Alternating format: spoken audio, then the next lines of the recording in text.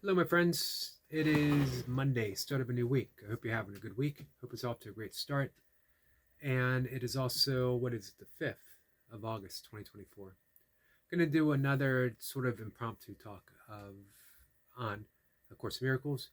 And I was thinking this morning as I was taking my early morning walk, um, and it was after I did a YouTube live stream where I answered a few questions um, on A Course in Miracles, or um, more so on how, as a student of A Course in Miracles, how I've come to view the world. And that is the thing that I've been thinking of on my walk and through the day, is that there is another way to view the world. How we view the world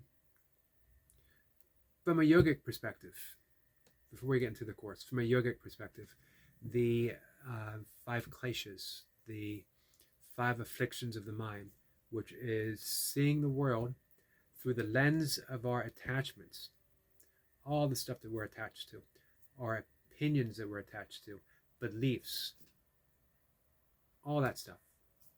We see the world through our attachments, which of course leads us into seeing the world through our aversions as well.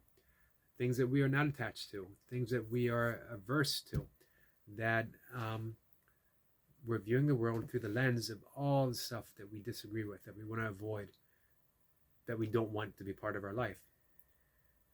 And then the third, not in any particular order here, guys, the third is believing that we are a small, separate entity, an ego that keeps us apart from others, and that we are in competition with others. That there's only so much space, there's only so much love, there's only so much abundance, and that we need to fight for everything that we have, or someone else might get it first. Excuse me, guys. And our fear of death. Fear of death relates very closely to believing that we are small and separate. Because if we are small and separate, eventually we're going to die. That means the ego is going to die. That means the ego is going to do everything it can to view the world through that lens of fear, through that it needs to accomplish great things as a monument to itself so that it'll always survive, which of course it won't. Ultimately, it doesn't even survive the next moment if we awaken, which brings us to number 5, ignorance.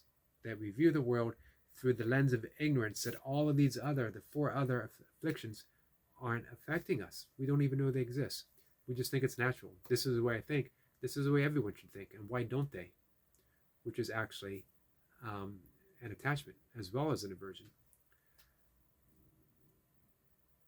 Yoga is the path of getting the mind quiet enough so that we recognize those afflictions.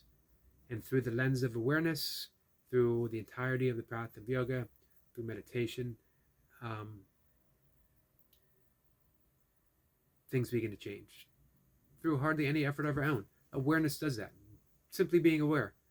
Now we're responsive. We're not reactive. I love the word responsibility, our ability to respond. Course in Miracles maybe simplifies it a bit. We see the world based on fear. Fear that we are small, fear that we are separated. It doesn't really go into detail on our attachments or aversions, but they're there. We can say our attachments and aversions are a part of fear. We're afraid of not getting the things that we are attached to, or losing the things that we're attached to, or we are afraid of attaining the things that we are averse to. So we can all break it down into fear. We are seeing the world through the lens of fear. That our projections make our perceptions. That's the world we live in. There's another way of seeing the world.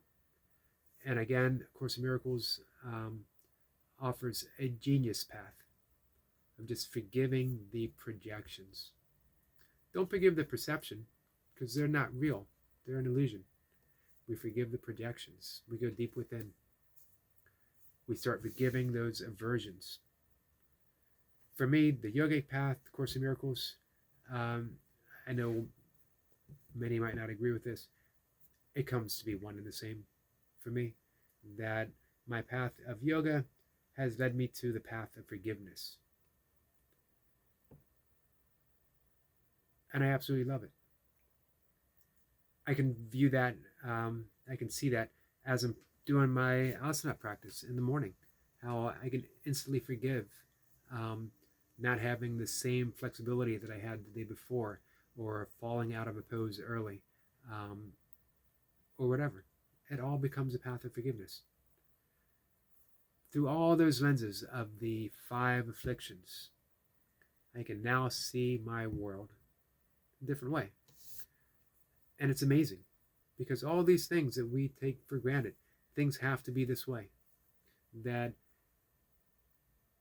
the economy has to be this way, that society has to be this way, that politics has to be this way.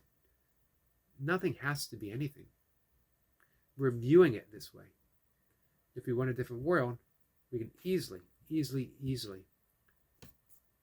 change our projections simply through forgiveness, and everything changes. But it takes all of us, little by little, person at a time. When you do it, others around you begin to change. Others begin to see, we can call it entrainment, how just people are drawn within that orbit.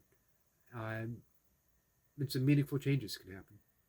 So never doubt that your practice, whatever it might be, yoga or A Course in Miracles or both, is making a difference, because ultimately it's going to be the only difference.